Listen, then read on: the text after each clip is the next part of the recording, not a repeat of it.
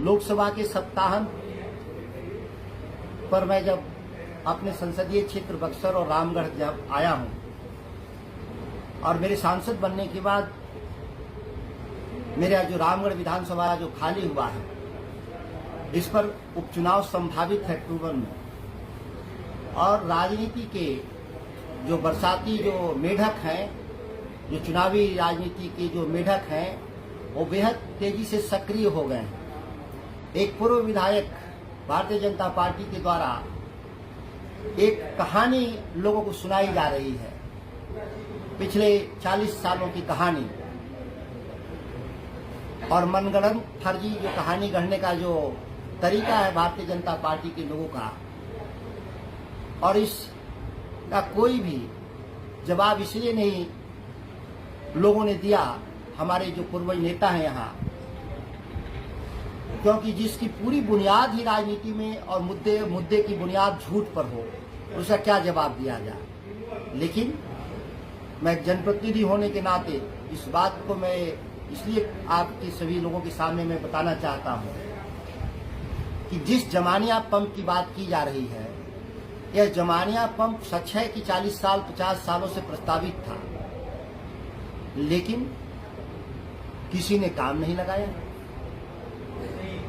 काम करने की जरूरत नहीं महसूस किया ताकत के बाद भी। लेकिन जगदानंद सिंह जब बिहार के सिंचाई मंत्री बने, इस परियोजना का एक बड़ा हिस्सा विश्वकर्मा पंप और नरमा पंप कैनाल के रूप में स्थापित करने का काम किया। जैसे पूरे रामगढ़ और दुर्गावती के एक बड़ा हिस्सा में हमारी खेती होती है, सूखा प्राकृतिक है, या किसी के सत्ता में आने और नहीं आने और किसी के विधायक बनने नहीं बनने से सूखा नहीं पड़ता। सूखा और बारिश यह ईश्वरीय ताकत के जरिए होता है, और मुझे तो नहीं लगता इस देश में कोई भी और दुनिया में कोई ऐसा नेता पैदा हुआ है जो ईश्वर को भगवान को प्रभावित कर दे कि कब बारिश हो और कब बारिश न हो। अगर ऐसा कोई दावा करता है तो उस भगवान से ऊपर उसकी भूमिका होगी। मैं ऐसे लोगों की चर्चा क्या करूं जो अपने को भगवान से ऊपर मानते हैं। लेकिन जो व्यवस्था उपलब्ध है, उस व्यवस्था को चलाने के लिए हम लोग अधिकतम प्रयास किया।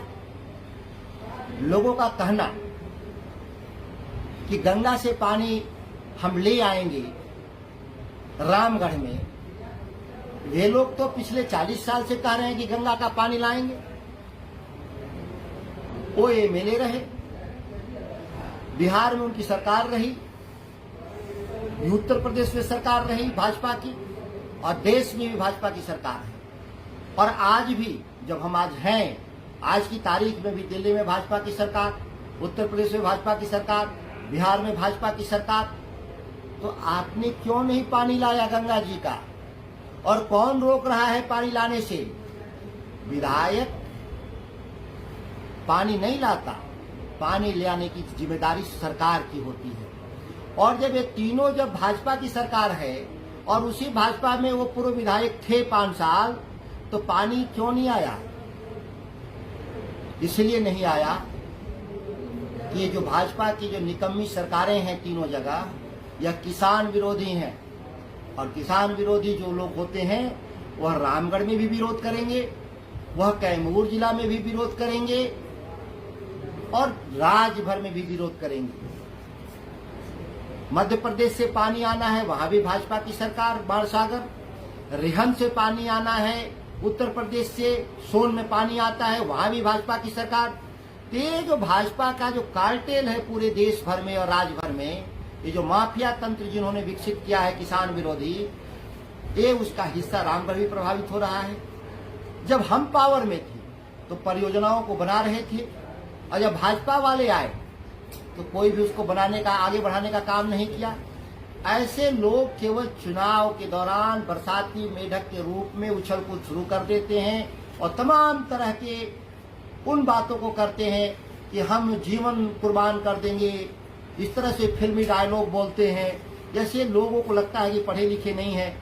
किसान रामगढ़ का और कैमूर का पढ़ा लिखा भी है और मेहनती भी है, और अपनी ताकत से खेती करता रहता है। जो सरकार चाहे तो थोड़ा मदद कर दे, सरकार नहीं मदद करती है तो भी किसान हमारे यहाँ काम करता है।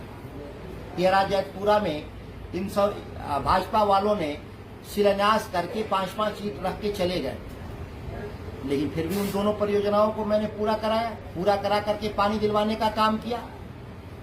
धड़हर में बिना जमीन के अधिग्रहण का एक पंप हाउस का नींव रख दिया और आज भी धड़हर पंप बनकर तैयार है। पिछले 1 साल के भीतर 6 बार 33,000 का तार कटवा लिया गया अपराधियों के द्वारा। सरकार कौन चला रहा है इस राज्य में? इस जिला में 2-2 मंत्री हैं, कैबिनेट मंत्री हैं। चिंता है भाजपा को कि कैसे तार काटे जा रहे हैं। यहाँ पर 33,000 का हाई वोल्टेज तार 6 बार काट लिया गया धड़हर पंप को कि धड़हर पंप न चालू, क्योंकि इससे सुधाकर सिंह जो स्थानीय विधायक उनको श्रेय जाएगा। जमीन का अधिग्रहण का विवाद था, उत्तर प्रदेश के किसान केस लड़ रहे हैं और वही भारतीय जनता पार्टी वाले के रिश्तेदार हैं सब। जो भारतीय जनता पार्टी का पूर्व विधायक है, हाँ, उसी के सारे रिश्तेदारों का जमीन था जो भूमि अधिग्रहण में मुकदमा लड़ रहे हैं और लड़ करके उस योजना को नहीं बनने देना चाहते हैं। उसकी भी पंचायती हमने किया और वो काम लगा हुआ है। उस इलाके के लोग जानते हैं और देख रहे हैं। इस साल नहीं चालू हो पाया, अगली साल तक वो चालू होगा। वो किसी के चुनाव लड़ने जीतने हारने से अब कोई फर्क नहीं पड़ता।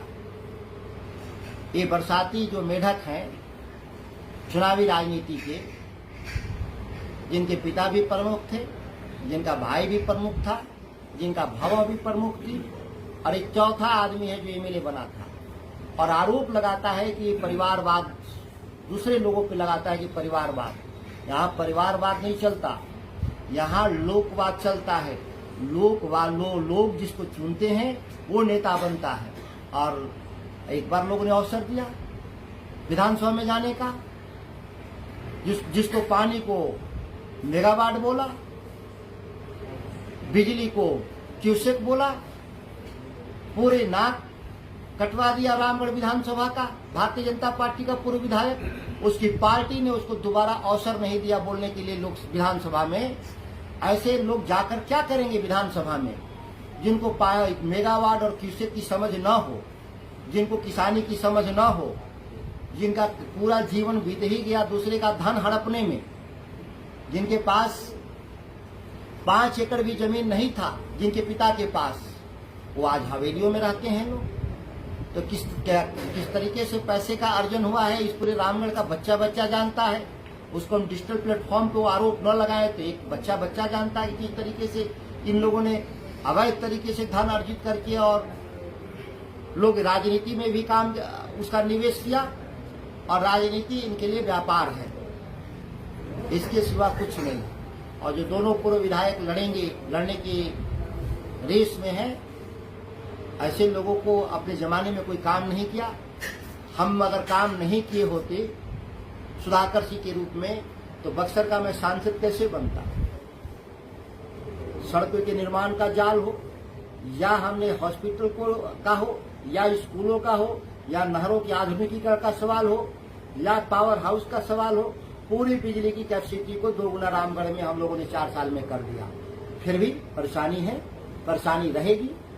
मौसम बदल रहा है, क्लाइमेट चेंज के चलते तापमान बढ़ने से लोगों के खेती गृहस्थी प्रभावित हो रहे हैं। आने वाले वक्त में उसको 1-2 सालों में जो कमी बेसी है उसको हम लोग जरूर ठीक कर देंगे। और विकास एक सतत प्रक्रिया है, कभी समाप्त होने वाला नहीं है। समय के अंतराल में काम की रफ्तार को हम लोग बढ़ाते जाएंगे। आज मैं सांसद बना हूं तो बक्सर संसदीय क्षेत्र के लिए हमारे पास 4-5 बड़ी परियोजनाएं मिली हैं 1.5 महीने के भीतर। ये साधारण नहीं है। बक्सर से भागलपुर का एक्सप्रेसवे, बक्सर से बलिया जोड़ने के लिए 2 लेन का गंगा में सेतु, नावानगर इंडस्ट्रियल जोन को विशेष आर्थिक जोन के रूप में परिवर्तित होना, चौसा बिजली घर 13 मेगावाट से उसे बढ़ा करके 2100 मेगावाट करवा देना, जैसी बड़ी परियोजनाएं हमको बक्सर लोकसभा के लिए 1.5 महीने के भीतर मिला है। आने वाला बक्सर सिरमौर और रामगढ़ और बक्सर सिरमौर, पहले भी सिरमौर रहा रामगढ़, बक्सर जरूर पीछे था, लेकिन बक्सर को भी सिरमौर लोकसभा बनाने का हम लोग वचनबद्ध है, उसमें हम लोग काम करते रहे।